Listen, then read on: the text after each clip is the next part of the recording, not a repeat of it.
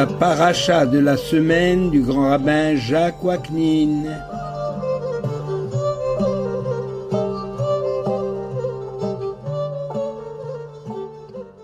Chers amis, bonjour. La paracha Lech Lecha, face à l'épreuve.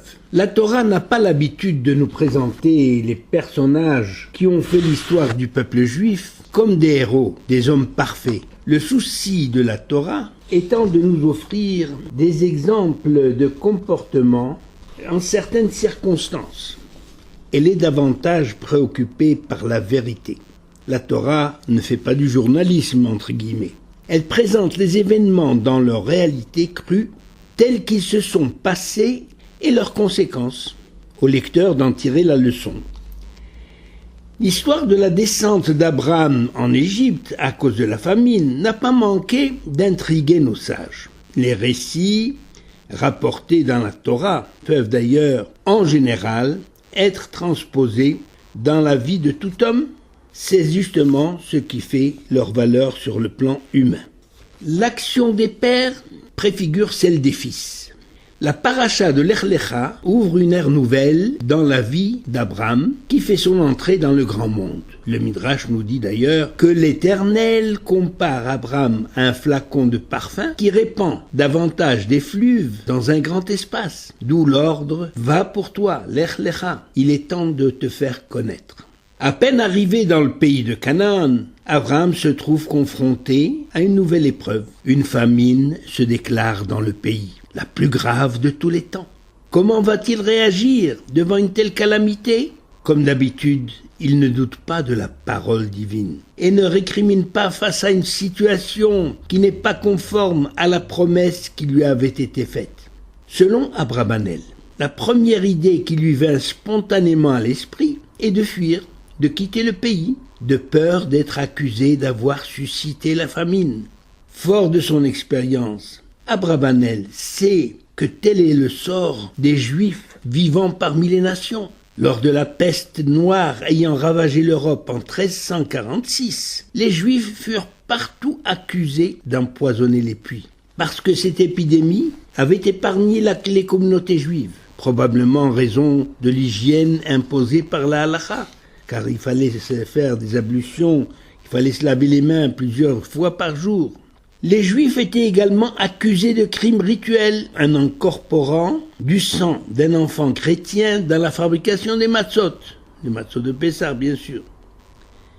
À chaque grave crise, c'était des accusations gratuites, entraînant des pogroms et parfois la disparition de communautés entières. Abraham l'Hébreu avait déjà ce réflexe face aux calamités. Agir au mieux pour survivre.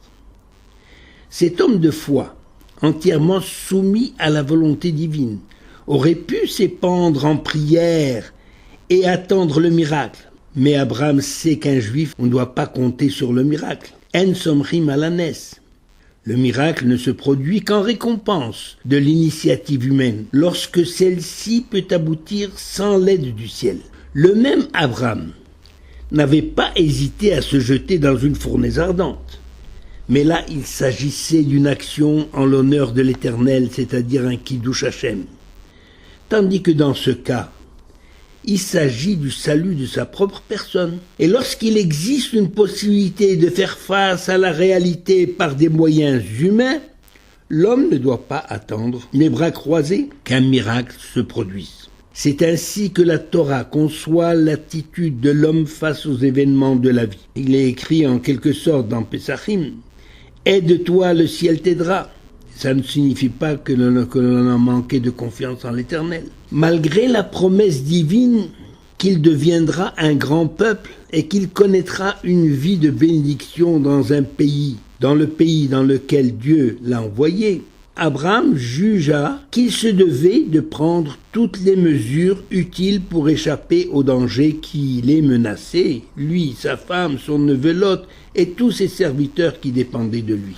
Cette décision d'Abraham de quitter le pays est sévèrement jugée par certains de nos sages qui attendaient de lui une attitude plus conforme à sa foi en l'Éternel, même dans une telle situation. Telle est l'opinion, par exemple, du Ramban Nachmanide, qui voit dans ses descentes en Égypte un manque de confiance de la part du patriarche. Mais selon d'autres sages, la descente d'Abraham en Égypte et sa sortie de ce pays préfigure celle des enfants d'Israël quelques générations plus tard, afin de créer en leur cœur l'espérance d'une issue heureuse à leur exil. Maaseh Avot Siman Labanim. En effet, Abraham descend en Égypte à cause de la famine. Vayira Baaretz, Genèse, chapitre 12, verset 10. Les enfants d'Israël aussi, car il est écrit avec l'histoire de Joseph, Genèse 47, 4, c'est-à-dire presque à la fin du livre de Bereshit, qui kaved Arav Baaretz, Beretz Kenan, qui kaved Arav Beretz Kenan. Ils dirent au pharaon, nous sommes venus habiter dans le pays, etc., la disette étant grande en Canaan. Donc il y a Vayirahav, c'est ce qui explique que Maaseh Avot Siman Labanim, et que Abraham est descendu, m'ont tracé le chemin en quelque sorte pour ses enfants. La beauté de Sarah, l'histoire qui nous est rapportée à propos de cette descente en Égypte est troublante. À l'approche de l'Égypte, Abraham s'adresse à sa femme. « Je sais que tu es belle. Lorsque les Égyptiens te verront, ils diront « c'est sa femme » et ils me tueront et ils te laisseront en vie. Dis, je te prie que tu es ma sœur, afin que je sois bien traité et que par toi j'ai la vie sauve. » L'homme qui parle ainsi avait-il oublié la promesse faite par Dieu que lui, Abraham, aurait une grande descendance?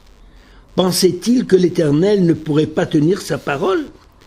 Pourquoi alors parler de risque de mort et avoir besoin de recourir à un stratagème? Pour comprendre la situation, il est nécessaire de rappeler que dans l'Antiquité, les hommes avaient des scrupules à s'approprier une femme mariée.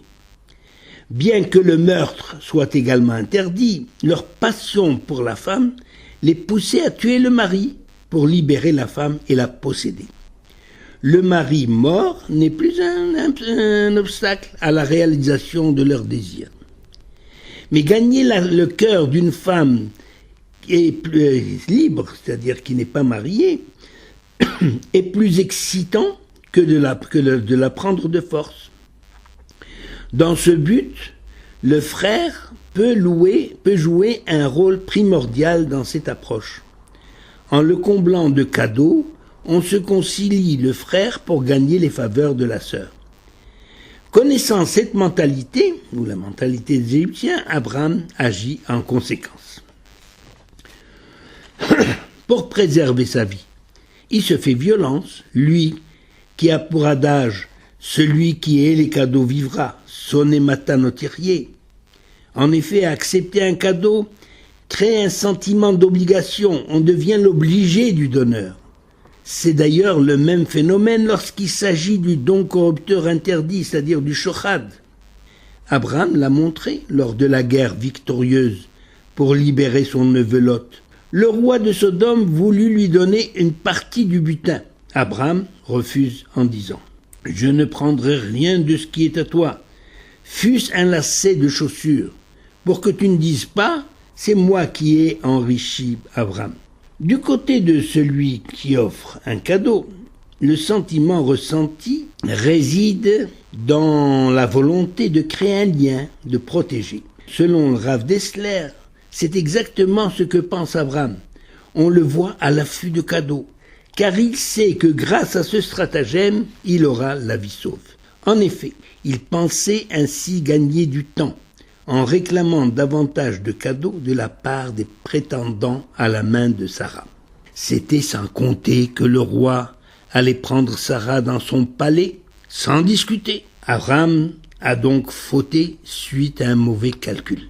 Lorsque le pharaon voulut s'approcher de Sarah, l'Éternel affligea de plaies terribles Pharaon et sa maison à cause de Sarah. Ou bien, selon le Midrash, c'est écrit dans la Torah Al-Dvar Sarah, c'est-à-dire que Sarah n'a jamais accepté la proposition de son mari de dire qu'elle était sa sœur, Elle a gardé le silence, elle n'a jamais révélé quoi que ce soit ni répondu aux questions, et c'est seulement lorsque le miracle se produit, dans le palais du pharaon, que Sarah s'est mise à parler et à avouer être la femme d'Abraham. De cette anecdote, le Rav Gifter de Shiva de Tels déduit qu'Abraham voulait proclamer à la face du monde que tout le bien dont il bénéficiait lui venait de Sarah, car la bénédiction ne réside dans un foyer que grâce à la femme.